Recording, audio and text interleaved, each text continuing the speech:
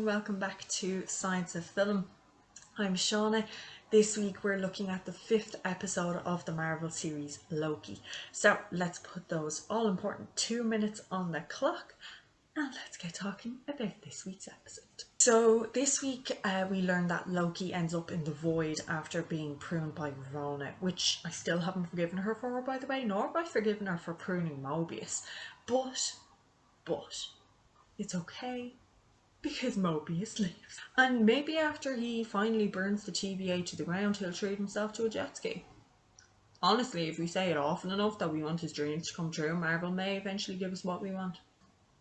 While Mobius helps Sylvie escape from Alioth upon her entry into the void, Loki ends up befriending a group of Loki variants, only for them to be later apprehended by President Loki and his goons. Honestly, it's at this point that I begin to think that there are way too many Lokis. I never thought I'd say that, but there it is.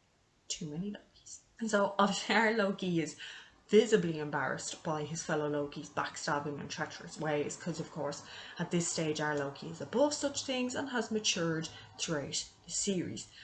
And we see later when Sylvie questions him, he promises that he won't betray her because that's not who he is anymore. And I'm really enjoying their chemistry. They just work really well together as a couple, and as odd as it sounds, I really want them to get together because they just make each other better people. And as we see that later when the two of them work together and use their power to create an opening between the void and the true mastermind behind the TVA. Now, at this stage, Kang the Conqueror is looking like a fairly major contender for this because there are a fair amount of clues within this week's episode leading toward that. And the first is the ruined tower that we see in the void, which actually looks like Avengers Tower. But the word written on the building is Kang, which is actually a company owned by Nathaniel Richards, also known as Kang. Also, in the comics, Kang, bear with me, Kang creates a barrier or a gate between his kingdom and Alioth, which it looks like Loki and Sylvie have broken through at the end of this week's episode. So is the true mastermind behind the TVA Kang the Conqueror? Is this his castle that we're looking out into at the end of this week's episode?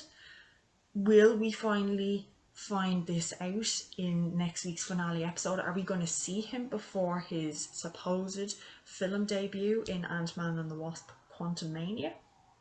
So many questions. So I'm really looking forward to next week's finale. So I shall see you all then for the final review of the Marvel series Loki. Look forward to seeing you all then.